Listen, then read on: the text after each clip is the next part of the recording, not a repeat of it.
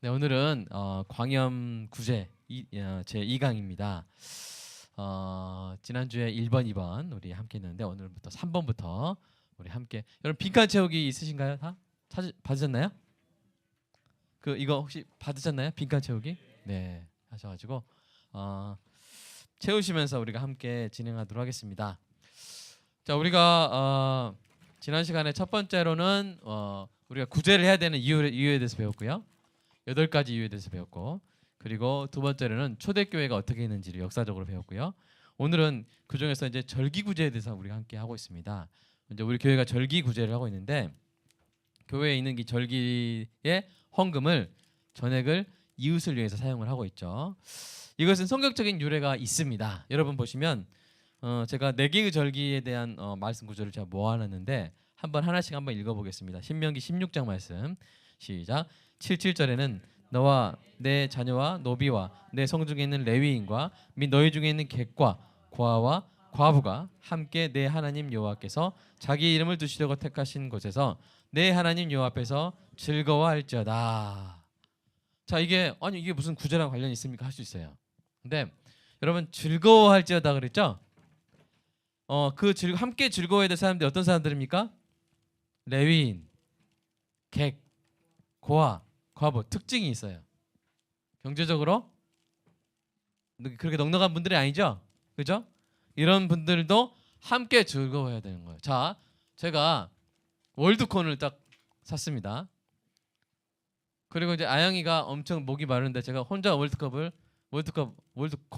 네, 월드콘 아이스크림을 막 이렇게 빨면서 야 재밌다, 즐겁게 먹어요. 그래서 아영이한테 너도 즐거워해야지. 그럼 즐거워할 수 있어요, 없어요? 없어요. 어떻게 해야 함께 즐거워하는 거예요? 같이 사서 같이 먹으면서, 그렇죠? 같이 먹으면서 그럴 때 진짜 즐거움이 있는 거거든요. 그러니까 여기서 함께 즐거워하는 말은 뭐냐면 나누란 말입니다. 하나님 주신 음식을 필요한 것들을 나눠서 함께 먹으라, 함께 누리라, 함께 쓰라. 예.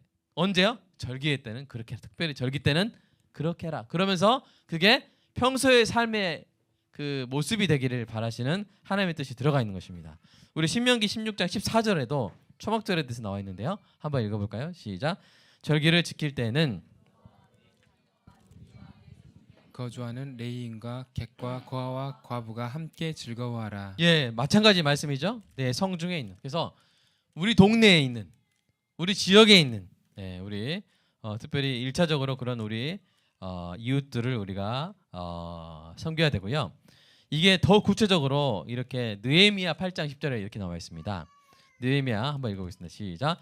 느헤미야가 또 그들에게 이르길 너희는 가서 살찐 것을 먹고 단 것을 마시되 준비하지 못한 자에게는 나누어 주라. 이날은 우리 주의 성일이니 근심하지 말라. 여호와로 인하여 기뻐하는 것이 너희 힘이니라. 여기 보시면 나눠주라 그랬어요. 어떤 사람에게? 근데 사실 여기 보십시오. 이게 준비하지 못했다는 게 정신없어서 준비 못했다 이럴 수도 있어요. 그런데 어떤 뜻이겠어요? 준비할 게 없잖아요. 그러니까 준비할 수가 없는 상황에서 준비 못한 자에게는 어떻게 하라고요? 나눠주라는 이야기입니다. 그래서 이런 것들이 가장 구체적으로 나온 게 에스더 9장 22절입니다. 읽어보겠습니다. 시작. 이날에 유대인들이 대적에게서 벗어나서 평안함을 얻어 슬픔이 변하여 기쁨이 되고 애통이 변하여 기란길이 되었으니 이 두 날을 지켜 잔치를 베풀고 즐기며 서로 예물을 주며 가난한 자를 구제하라. 그러니까 이게 절기는 이렇게 지킨다는 것을 이미 구약에서 명령하고 또 보여준 거예요. 그래서 우리 교회는 우리 한국 교회가 절기를 네 가지 지키고 있죠. 어떤 절기입니까? 부활절, 그다음에 맥주절 지키고 있죠. 추수감사절, 그다음에 성탄절 4가지를 지키고 있는데 이제 3년 동안 이제 하면서 좀 정착이 된 부분이 있어요. 뭐냐면 이제 부활절에는 이제 성품 장학금과 은혜 장학금을 좀 주고 있습니다. 그러니까 이게 이렇게 된 게 2017년 4월인가요? 그때가 부활 주일이 딱 4월 16일이었던 거예요. 그래서 세월호 우리 학생들이 생각나면서 이 부활절 헌금은 우리 중고등학생들한테 하고 싶다 해가지고 성도들이 마음을 모아서 성품 장학금. 그러니까 여기 나오는 장학금들은 성적하고 상관이 없어요. 네. 그러니까 성품, 정직한 아이, 그다음에 관계가 좋은 아이, 그다음에 순종하는 아이. 그 은혜 장학금은 어떤 사람한테 애한테 줄까요? 그냥 아무 이유 없이 그냥 은혜로 그냥 뜬금없이 뜬금없는 장학금. 네. 그래서 그렇게 해가지고 선생님들 추천을 받아서 이렇게 장학금을 주고 있고요. 맥추절하고 추수감사절은 이제 약간 그 어떤 추수와 관련돼 있잖아요. 그래서 가난하거나 재난당한 이웃을 구제하는 데 사용하고요. 성탄절은 우리 주님을 생각하면서 이웃을 섬기고 있는 작고 귀한 교회를 후원하는데 이렇게 쓰고 있고, 이것은 이제 상징적인 부분이고 이제 우리 여러분 11조나 이런 걸로 우리 지속적으로 이렇게 이웃을 섬기고 있습니다. 그 다음에 우리가 좀 생각해봐야 될 게 대내 구제와 대외 구제의 차이점입니다. 이제 가장 중요한 차이점 뭐냐면요, 그 대상을 공개할 것인가 말 것인가 이거예요. 그래서 여러분이 같이 생각하면 안 됩니다. 대내 구제는 뭐겠어요? 우리 교회 안에 있는 가난한 성도를 돕는 거고, 대외 구제는 뭐겠어요? 교회 밖에 있는 가난한 성도를 돕는 건데, 같은 원칙 가지고 하면 안 되는 거예요. 그래서 간단히 좀 요약하면 대내 구제 시에는 넘겨주세요. 가능한 공개. 그다음에 대외 구제 시에는 가능한 비공개 원칙으로 하는데, 자, 대외 구제를 먼저, 대외 구제에 우리가 좀 가장 기준으로 삼아야 될 말씀 한번 읽어보겠습니다. 마태복음 5장 16절. 자, 시작. 이같이 너희 빛이 사람 앞에 비치게 하여 그들 너희 착한 행실을 보고 하늘에 계신 너희 아버지께 영광을 돌리게 하라. 예. 여기 보면 빨간색 글씨 뭐예요? 보게 하라는 거죠? 못 보게 하고 은밀하게 하라는 말이에요? 아니죠. 보게 하라는 거예요. 그러니까 대외 구제를 통해서 우리가 하는 중요한 이유 중에 하나는 뭐예요? 하나님께 영광. 아멘. 하나님께 영광. 그래서 그리고 두 번째 뭐냐면 투명성을 확보하기 위함입니다. 네. 교회가, 제가 예를 들어서 갑자기 교회 돈 200만 원을 들고 어디 갔다 오더니 저 좋은 데 썼습니다. 200만 원 좋은 데 썼어요. 잊어버리세요 이제. 근데 물어보는데 안 됩니다. 이거는 철저한 비공개입니다. 이렇게 하면 약간 이상하죠. 이거 은밀히 오른손이 하는 거 왼손이 모르겠어요. 목사님이 하는 거 성도가 모르게 하라겠어요. 막 이렇게 하면 좀 이상하지 않아요? 그런 뜻이 아니겠죠. 그래서 이제 이런 착한 행실 구제는 공개적으로 사람들이 볼 수 있도록 홈페이지도 올리고 우리 밴드에도 올려가는데, 그런데 여기서 좀 주의할 점이 있죠. 구제사에게 투명성을 위해서 공개하지만 가능한 한도까지만 하는 겁니다. 이 가능한 한도는 뭐냐면 이웃이 그 이웃이 공개를 원하지 않거나, 또 그분이 이제 뭐랄까 좀 너무 그냥 감동받아서 그냥 예를 들어서 좋아요 했는데 사실은 우리가 딱 생각해봤을 때 이렇게까지 공개하면 그분한테 나중에 덕이 안 되겠다, 이런 것까지 우리가 좀 스스로 절제하면서 최소한의 투명성이 담보되는 한도까지만 공개하는 게 좋은 겁니다. 그러니까 제가 정말 가서 누군가를 도왔고 그게 무슨 동에 사시는 어떤 분이다 이 정도까지만, 그분이 만약에 자기 실명 공개를 원하지 않는다면, 그죠? 그러니까 예를 들면 이웃을 지칭할 때 가명을 사용하거나, 그래서 우리 거기 홈페이지 보면 대외 구제했을 때는 가명을 많이 씁니다. 그래서 이름 쓰고 그 옆에 가로 열고 가명이라고 쓰죠. 그리고 사진을 올릴 때에도 앞모습이 나타나는 그런 사진보다는 뒷모습. 그러니까 그분이 얼굴이 이렇게 알려지지 않게 이렇게 그런 부분을 좀 조심스럽게 하고 있고, 반대로 교회가 이제 우리 교회 같은 어떤 모델을 보고 다른 교회가 막 할 수 있어요. 열심히 하다가 막 그런 걸 너무 알리고 싶으니까 막 그 이웃의 개인 정보나 얼굴 사진을 동의나 배려 없이 막 SNS 막 페이스북 막 이런 데다가 올려버리면 어떻게 될까요? 그러면 교회가 사실은 주님의 사랑을 전하는 순수한 의도로 했지만 사람들이 오해할 수 있겠죠. 그죠? 두 번째는 뭐예요? 그분이 상처받을 수 있겠죠. 그죠? 그러니까 제가 가능한 이란 말을 붙인 겁니다. 그래서 저와 여러분이 가능한 투명성을 담보하는 한도 내에서는 최대한 공개해야 되지만, 그 이웃을 사랑하는 마음으로 우리가 적정선에서 그 선을 잘 유지하는 은혜가 있기를 소망합니다. 자, 두 번째로는 대내 구제시입니다. 대내 구제는 뭐라고 했어요? 가능한 비공개. 자, 여기에 적용돼야 우리 하나님 말씀 한번 마태복음 6장 3절 4절 한번 읽어보겠습니다. 시작. 왼손이 모르게 하여 내 구제함을 은밀하게 하라. 은밀한 중에 보시는 너의 아버지께서 갚으시리라. 예. 대내 구제는요, 우리가 서로 알고 있는 공동체 안에서 돕는 거예요. 그러니까 이것은 은밀하게 해야 됩니다. 그 목적 중에 하나는 뭐냐면요, 구제받은 성도의 교회 생활을 보호하기 위함이에요. 예. 그러니까 성도는 여러분들이 이제 제가 이제 밴드나 홈페이지에 보고를 할 때 어떨 때는 막 자세하게 쓸 때가 있어요. 그건 대외구제예요. 확실히 대외구제 아실 거예요. 근데 어떨 때는 뭔가 목사님 이러신 분이 아닌데 뭔가 두리뭉실하고 막 이렇게 했다는 건 확실한데 이렇게 막 정보가 많지 않은 정보를 최소한으로 올릴 때가 있어요. 그럼 여러분이 눈치를 채셔야 돼요. 뭐예요? 대외구제가 아닌 거예요. 여러분이 왜냐면 우리 교회에서 내가 구제받고 있다, 우리 교회에서 어떤 성금으로 섬김을 받고 있다, 이런 것들이 다 알려지고 그러면 이렇게 교회 생활하는 게 약간 애로사항이 없을까요? 있을까요? 아무래도 있거든요. 그러니까 그런 경우에는 최소 공개 원칙으로 재정부에서도 양해를 해주셔야 돼요. 그런 것들은 최소 공개 원칙으로 회계 처리를 하는 것이 바람직하고요. 더 나아가서 그런 우리 교회 안에 성도들을 섬길 때는 되도록 떳떳하게 받아들일 수 있도록 명분을 세워주는 게 좋습니다. 예를 들어서 이렇게 형편이 어려운데 자녀가 있다. 그럴 때는 어떤 명분으로 주면 좋겠어요? 장학금으로 이렇게, 그죠? 장학금으로 줌으로써 이제 그냥 생활지원금 막 이런 거보다는 그런 식으로 해서 우리 귀한 사랑하는 우리 공동체 안에 있는 성도가 교회의 사랑을 좀 이렇게 더 조금이라도 더 우아하게 이렇게 당당하게 받을 수 있도록 그런 배려가 필요하다는 거 동의하시죠? 네, 이런 거고요. 마지막으로 이제 우리가 그러면 구제 사역의 종류는 어떤 것이 있는가 한번 살펴보겠습니다. 자, 첫 번째로 보시면요, 구제 사역은요 다양해요. 왜 다양할까요? 구제 사역의 종류가 다양한 것은 채워줘야 될 사람의 필요가 다양하기 때문이에요.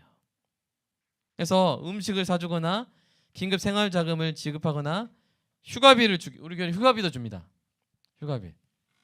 이제 그 여름에 무더운 폭염 때 이렇게 어르신들 파지 주우러 다니시는 어르신들 좀 한 주라도 쉬시라고 휴가비까지 드리고 그러고 있죠. 어떨 때는 여행도 보내줬어요. 여행. 그러니까 어떤 가정이 있었냐면 엄마가 투잡을 하느라고 도무지 애들하고 정신없이 여행 한번 그리고 그 길눈도 어두셨어요. 그래가지고 제가 이제 뭘 좀 도와드릴까 했는데 그분이 그냥 뜬금없이 여행 가고 싶어요. 그 말을 하시더라고요. 가족여행 가고 싶어요. 그래가지고 제가 교회차에다가 우리 그 가정을 딱 모시고 어디가 돌머리 해변인가 하여튼 서쪽 어디 해변으로 그날 당일치기로 딱 여행을 우리 가족들은 이제 우리 집 차 타고 그다음에 우리 저기는 왜냐하면 또 저 혼자 가기 좀 그렇잖아요. 이제 한부모 가정이기 때문에 그죠? 제가 아빠처럼 잘못 사진 찍힐 수 있잖아요. 그래가지고 이제 어쩔 수 없이 제가 데려가는 거니까 여러분이 그럴 때 하여튼 제가 저를 보호하는 게 또 교회를 보호하는 거 아닌가요? 그죠? 빛골교회 목사님은 도대체 애가 몇이냐고 이렇게 여기 지키고 저기 지키고 이렇게 뭐 부인도 많은 것 같다고 막 이렇게 돼버리면 안 되잖아요. 와서 물어보면 좋은데 꼭 그런 분들은 물어봐요 안 물어봐요? 사진 찍고 도망가요. 그러니까 그래서 꼭 제가 아내를 이렇게 동반하고 또 아내 동반하면 또 딸려오는 게 있죠. 6명이 또 딸려오거든요. 그래서 이제 일이 커져버리는 그런 단점이 있는데 그렇다 놓고 올 수 없고 해서 이제 그때도 아주 그냥 스타렉스랑 올란도 해가지고 막 많이 가가지고 막 이렇게 했는데 참 뭉클한 게 그 고등학교 1학년 딸이 바다를 처음 와봤다고 하더라고요. 그 딸이. 그러니까 이게 무슨 여행이 무슨 구제냐? 먹고 사는 게 구제지. 먹고 사는 거 채워주는 게 구제지. 여행이 무슨 구제냐 할 수 있는데 이제 우리 교회는 좀 그런 부분들을 좀 그분의 다양한 삶의 스토리가 있고 결핍의 다양함이 있기 때문에 우리는 그런 것들을 채워주는 것을 좀 그런 영역에 있어서는 우리 광역교회는 좀 그래도 좀 더 넓어지는 은혜가 있기를 동의하십니까? 동의하시. 감사합니다. 그렇게 해서 이제 다만 이제 그렇게 할 때는 공감대가 있어야 돼요. 우리 성도들이 다 공감할 수 있도록. 네, 이렇게. 네. 그래서 우리가 그런 것들을 계속 보조를 맞춰가야 되고 또 교회가 하면서 성도들의 공감대가 좀 넓어지기도 하고 이렇게 하고 있는 것입니다. 그래서 우리가 지금까지 해온 거를 좀 정리해봤어요. 정리를 해보니까 종류별로 해보니까 뭐 이렇게 여러 가지가 있습니다. 그래서 음식을 하기도 하고 냉채드 같은 경우는 냉장고 채워드리면 이렇게 쌀이나 라면 같은 거 안 하고 이렇게 좋은 음식 한다는 거 아시죠? 네, 그런 필요가 있기 때문에 휴가도 보내드리고 책장 뭐 생일잔치 그다음에 구호도 뭐 이렇게 재난별로 막 하고요. 장학금, 난방비, 의류, 가전, 그다음에 뭐 식품, 그다음에 이제 재난 당하신 분, 개인적인 화재 재난 당하신 분, 뭐 생활 자금으로 100만 원씩 드리기도 했고, 뭐 여러 가지 도서관 선물, 또 이제 쉼이 있는 저녁 식사도 하기도 했어요. 왜냐하면 6남매 그 가정이 있었던 거예요. 그래가지고 거기를 너무 쉼이 없잖아요. 근데 아기를 6째를 제왕절개로 낳았는데 한 방에서 애들 계속 새벽 3시까지 떠들고 그럼 몸조리 할 수 있어요 없어요? 죽는 거죠 진짜. 죽는 거예요 그냥. 그래서 그냥 그 가정을 불러가지고 이렇게 이바돔이라고 있습니다. 애들은 그냥 마음껏 본인은 먹는 데 집중할 수 있는 전 그것도 구제라고 제가 했고 성도님들 받아주셨죠 그때? 목사님 뭐 하나 이렇게 쉽지 않으셨죠? 네. 그러니까 이게 구제는 우리가 섬기는 이웃 중심으로 정말 필요한 것을 채워주는 게 그게 구제이기 때문에 이렇게 다양하게 해왔고요.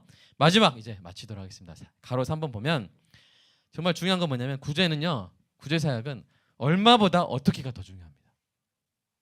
얼마보다 어떻게가 더 중요해요.